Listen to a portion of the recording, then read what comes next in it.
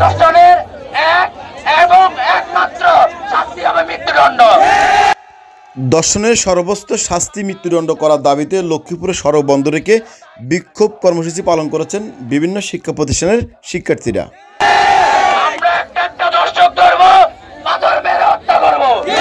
সোমবার সকাল থেকে দুপুর পর্যন্ত লক্ষ্মীপুর প্রেস ক্লাবের সামনে শিক্ষার্থীরা বিক্ষোভ কর্মসূচি পালন করেন।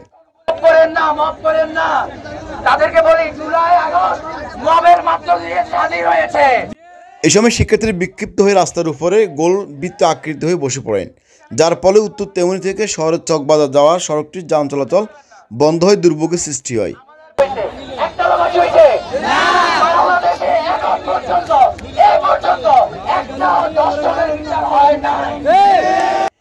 এই সময় নারী শিক্ষার্থীরা মাথায় লাল ফিতা বেঁধে স্লোগান দিতে থাকেন। এ সময় তারা ধর্ষণের সর্বোচ্চ শাস্তি মৃত্যুদণ্ড করার জোর দাবি তোলেন।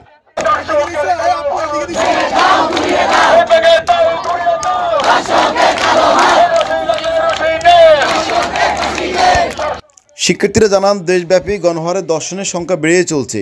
খুন, চুরি, ডাকাতি, ছিনতাই, লুটপাট ও আইনশৃঙ্খলা চরম অবনতি হচ্ছে। দ্রুত এসব নিয়ন্ত্রণ না করা হলে দেশের পরিস্থিতি আরও খারাপের দিকে যাবে।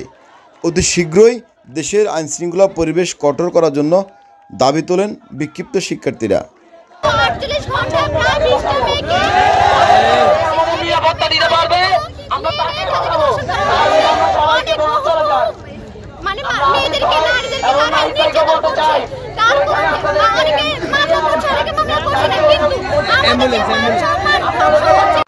মোহাম্মদ রুবেল হোসেন, ঢাকা মেল, লক্ষ্মীপুর।